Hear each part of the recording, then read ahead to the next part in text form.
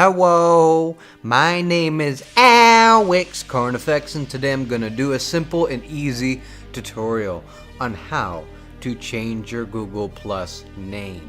First, go on Google, sign into your Gmail account, then type in Google Plus in the search bar.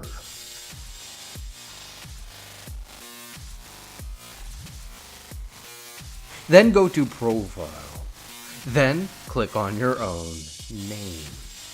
Then click on the pencil symbol. And then edit your first name and last name, as well as the nickname, if you want.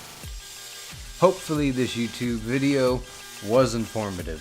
Subscribe to my channel and check out some of my videos for some more amazing content. I am Alex Carnifex and I am out.